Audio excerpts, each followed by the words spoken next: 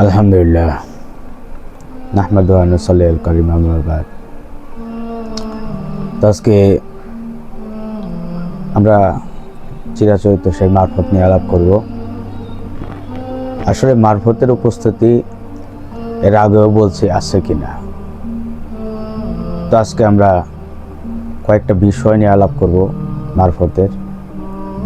তো মারফত হচ্ছে আধ্যাত্মিক জ্ঞান, আল্লাহ তাআলা প্রেরিত যে জ্ঞানটা কুদরতিভাবে দেওয়া হয় সেই জ্ঞানকে মারফতি জ্ঞান বলা হয়, গোপন জ্ঞান।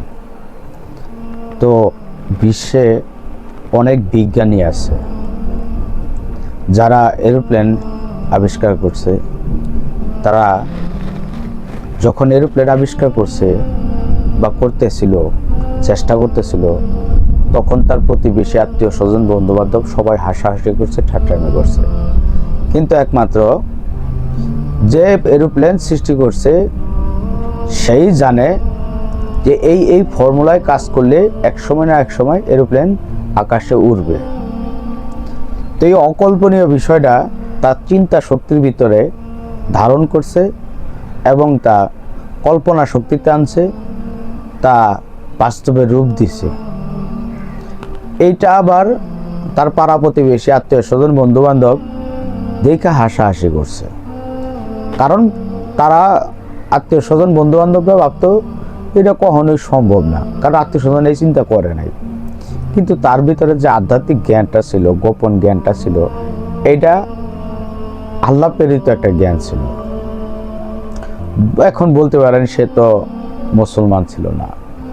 আল্লাহ সবার ভিতরে আছে। কেউ মারফতটাকে বৈজ্ঞানিকভাবে রূপান্তরিত করে, কেউ আধ্যাত্মিকভাবে আল্লাহর সন্তুষ্টির কাজে রূপান্তরিত করে, কেউ সামাজিক কাজে রূপান্তরিত করে। তাই তারা বিশ্বের মাঝে আলাদা আলাদা প্রকৃতির হয়ে থাকে।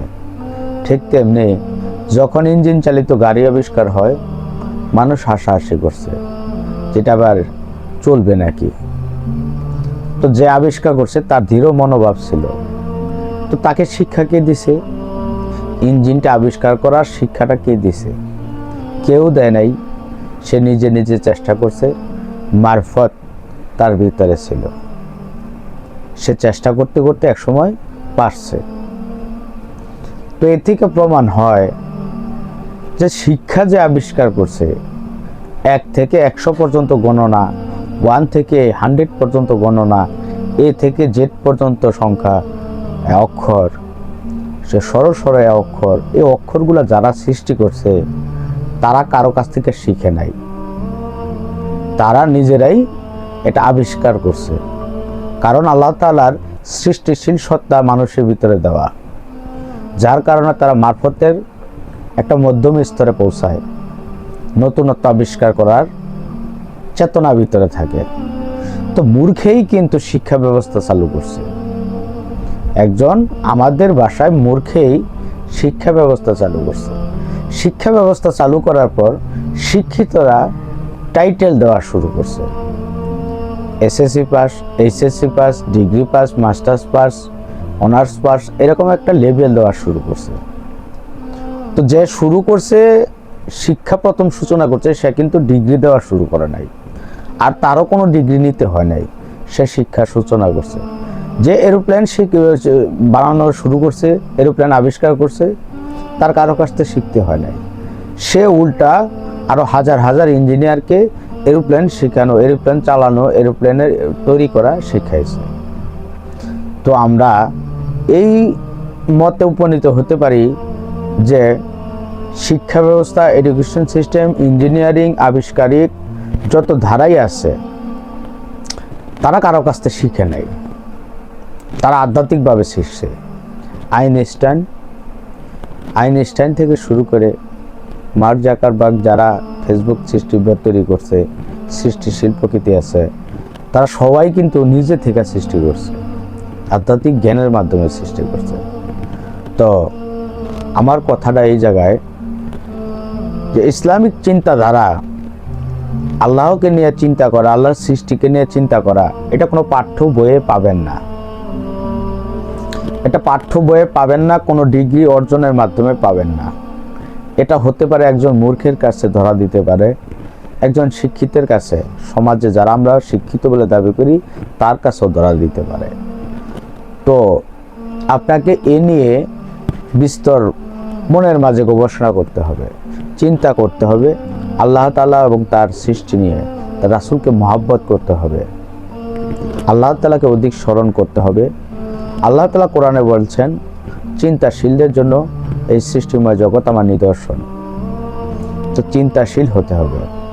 মারফত আপনা আপনি আসবে না, এটা ধ্যানের মাধ্যমে আনতে হবে, কালবের করে যেতে হবে, কালকে পরিশুদ্ধ করতে হবে, তারপরে আপনি মারফত হাসিল করতে পারবেন, অর্জন করতে পারবেন।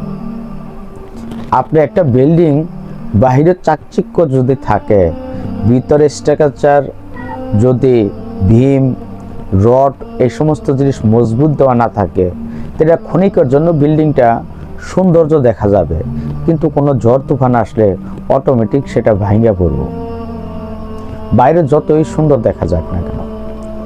তো আমার বাইরে খুব সৌন্দর্য লাবণ্যময় চেহারা, কিন্তু ভিতরে আপনার কলিজা ফুসফুস লিভার ড্যামেজ হয়ে গেছে, দুর্বল হয়ে গেছে, তো আমি বেশি দিন কি বৈজ্ঞানিক ভাষায় বাঁচব না। আর যদি ভিতরে আমার কলিজা আপনার লিভার ফুসফুস পাচনতন্ত্র সুস্থ থাকে, আর বাহিরে যদি আমি কুৎসিত বা আপনাদের বাসায় নোংরাও দেখা যায়, তারপরে সে দীর্ঘ স্বাস্থ্যের অধিকারী, আয়ুর অধিকারী হয়। তো আগে ভিতরটা মজবুত করতে হবে, তারপর আপনি চাকচিক্যের দিকে যান, শরীয়তটার দিকে যান। তবে শরীয়ত মানতে হবে, না মানলে আপনি বাহিরেও যদি না থাকেন, ভিতরটা প্রবেশ করবেন কি করে? আগে বাহিরে থাকতে হবে, তবেই তো ভিতরে ঢুকতে হবে। এটা খুব কঠিন ভাষা, হয়তো আমি বুঝাইতে পারতেছি না, এই জন্য আমি দুঃখিত। তো আমার আজকের উদ্দেশ্য হতেছে মারফত কারো কাছ থেকে শিখার নয়, অনুধাবন করার।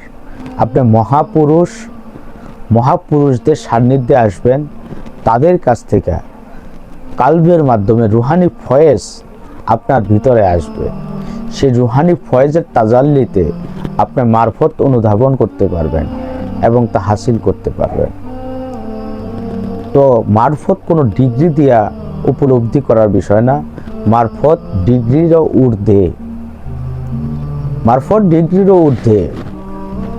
আপনি একজন আমলধারী ব্যক্তি হতে পারেন, কিন্তু মারফতওয়ালা না। চিরাচরিত নামাজ পড়েন, রোজা রাখেন, হজ করেন, জাকাত দেন, কিন্তু আল্লাহকে নিয়ে চিন্তা, আল্লাহকে নিয়ে, আল্লাহ সৃষ্টিকে নিয়ে গবেষণা করা মনোভাব বা ইচ্ছা জাগে না, তাহলে আপনার মারফতের ভিতরে না, আপনার শরীয়তের ভিতরে। মারফতের ভিতরে ঢুকলে আপনার আল্লাহ শব্দটা, আল্লাহ তাআলার জিকিরটা আপনার মধুর মতো মনে হবে। একবার আল্লাহর নাম জপবেন, মনে হবে আপনি একটা মিষ্টি মুখে দিলেন, রসগোল্লা মুখে দিলেন, রসগোল্লাটা মুখে দিলেন, মুখটা মিষ্টিতে ভরে গেল। তো যখন আল্লাহ তাআলাকে স্মরণ করবেন, ঠিক তেমনি আপনার জিহ্বা স্বাদ পাবে, কালবের ঘরে শান্তি পাবে। যেমন তীক্ষ্ণ রৌদ্রের মাঝে আপনি হেঁটে আসলেন এবং শীতল বাতাসে বসলেন, ঠান্ডা শীতল পানি পান করলেন, আপনার কলিজাটা জুড়াইয়া যায়, ঠিক তেমনিভাবে একবার আল্লাহকে স্মরণ করবেন, তার জিকির করবেন, আপনার কলিজা শান্তি শীতলতায় ভরে যাবে। তখন অনুধাবন করবেন আপনার ভিতরে মারফত আসতেছে।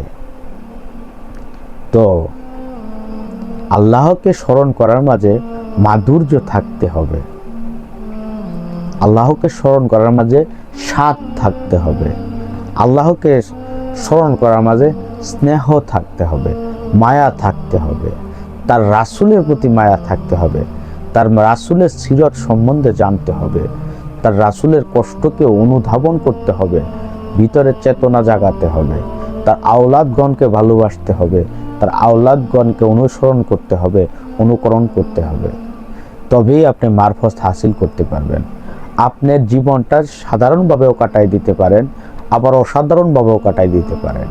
আপনি আল্লাহর একদম নিকটেও থাকতে পারেন, ইচ্ছা করলে আল্লাহ তাআলার দূরত্বেও থাকতে পারেন। জীবনটা কিভাবে কাটাবেন সেটা আপনার ব্যক্তিগত ব্যাপার। অবশ্যই আমরা চাই যেন রবের নিকটে থাকি, রবের সন্নিকটে নৈকট্য লাভ করা সবাই আশা করি। যেহেতু রবের নৈকট্য লাভ করা আশা করি, তাহলে আমাকে মারফত হাসিল করতে হবে। অধিক থেকে অধিক আল্লাহকে নিয়ে চিন্তা করতে হবে, আল্লাহর সৃষ্টি নিয়ে চিন্তা করতে হবে, আল্লাহর মহাজাগতিক বিষয় নিয়ে চিন্তা করতে হবে, আল্লাহ তাআলার বাণী নিয়ে চিন্তা করতে হবে, আল্লাহ তাআলা বাণী রিসার্চ করতে হবে, আল্লাহ তাআলার প্রেরিত রাসূলকে মহব্বত করতে হবে, তার জীবনের আদর্শ ধারণ করতে হবে। তারপরে আপনি আমলের দিকে আসেন। আমল খাদ্যের মতো, রুহের খাদ্যের মতো আমল।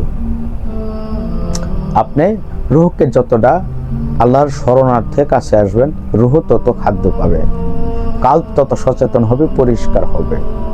আপনি মারফতের উচ্চ মাকামে পৌঁছাবেন। আপনার ভিতরে যদি উচ্চ মাকামের আকাঙ্ক্ষা না থাকে, তাহলে আমি আপনাকে জোর করে মারফত দিতে পারবো না।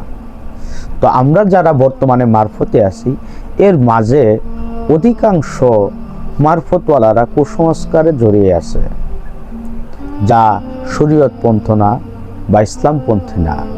তাই সেটা তাদের ব্যাপার। আমি চেষ্টা করব সেটা ধাপে ধাপে দূর করার, এই কুসংস্কার থেকে উঠে আসার একটা দিক, রাস্তা বা একটা প্রতিবাদ আপনাদের সামনে উত্থাপন করার চেষ্টা করব, যাতে আমি কাল কিয়ামতের ময়দানে বলতে পারি ইসলামের জন্য আমিও কিছু করার চেষ্টা করছি। তো আপনারা যদি মনোযোগ সহকারে পার্ট বাই পার্ট আমার ভিডিওগুলো দেখেন, হয়তো আপনাদের আমি একটু সাহায্য করতে পারবো। তো এখন ভাই, আশিকান জাকেরান, যেই পীরের মুরিদ আছেন, যেই দরবারে খাদেম আছেন, সকলের উদ্দেশ্যে বলা, আল্লাহকে অধিক থেকে অধিক স্মরণ করতে হবে। আল্লাহর নাম যখন আপনার জিভে মিষ্টির মতো, মধুর মতো স্বাদ অনুধাবন করবেন, তখন অনুভব করবেন আপনার ভিতরে মারফত হাসিল হয়েছে। তো আজকের মতো এই ভিডিওটা এই পর্যন্ত। আপনারা অবশ্যই আমার সাথে থাকবেন। ওয়াখির দাওয়ানা আনিল হামদুলিল্লাহি রাব্বিল আলামিন। আসসালামু আলাইকুম।